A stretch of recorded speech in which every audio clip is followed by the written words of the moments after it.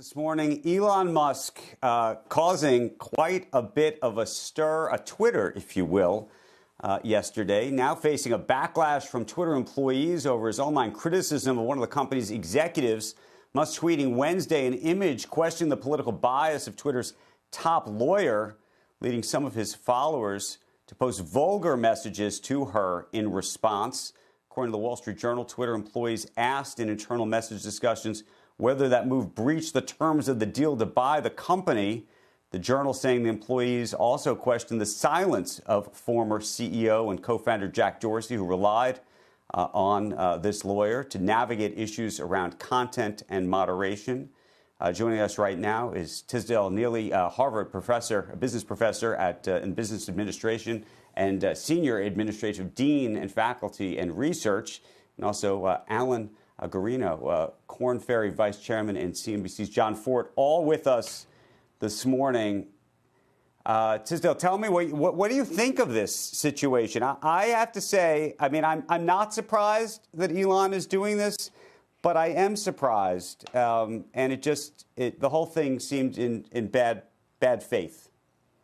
Yes, I agree with you. You know, Elon Musk has proven himself as an extraordinary innovator, masterful in physics, engineering with cars, rockets, and tunnels. But we have little evidence of his mastery of the social sciences to bring forward a social media company, which is about the human experience and discourse about it.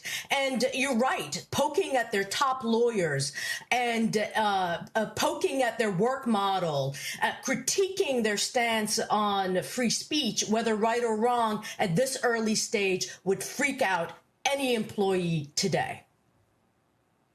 Alan, you think this is totally fair game? And by the way, do we think that this deal is even going to happen at this point? I mean, you look at the stock price at $49. Part of me has and I think the market thinks maybe this whole thing is some kind of strange game.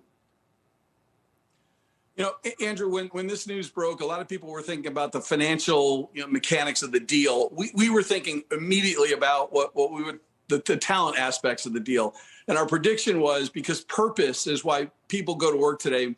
Generation Z, Generation I, driven more by purpose than by money. Elon entering this company was going to be disruptive. We couldn't say good or bad, but we did know it was going to impact the view of corporate purpose. And that's really what's bubbling up behind this. You know, our CEO's book, The Five Graces, really talked about the humanization of the world of work. Very different work environment than previous generations. So, yes, it is a big deal. How this company gets run is going to determine how many employees actually stay.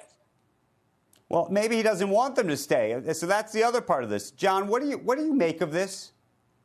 Well, I think Elon's burning the place down. And there are a lot of people who think that the place should be burned down and something else should grow in its place. But the usual incentives that an acquirer has, Elon doesn't have as an acquirer here. I don't think he's, as you referred to, trying to keep the whole workforce.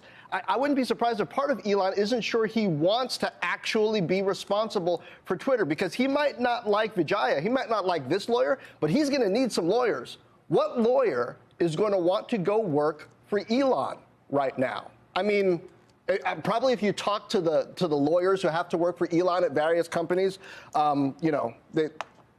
they have a stressful life. So when you also then have to worry about whether he's going to turn on you on the platform that he hopes to own, that can't be a good situation. But John, here's the part I don't get. You know, last night he said, I want to make Twitter, he's talking about free speech, but then he says, I want to make Twitter fun.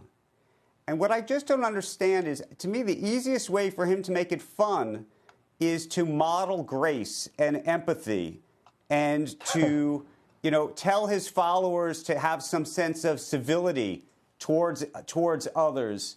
And if he does that, by the way, he is a role model whether he likes it or not. If he acts aggressively, his followers and everybody else act aggressively.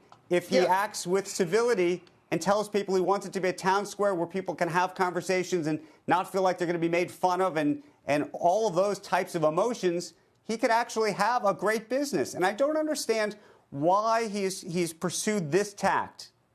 Well, that's your idea of fun, Andrew, and that might be a lot of people's ideas of fun. But if you're the most popular kid in school, right, your idea of fun might be having fun with people in a way that's not fun for them. And we saw the way that, he went after Bill Gates over the weekend, right? He thought that was fun.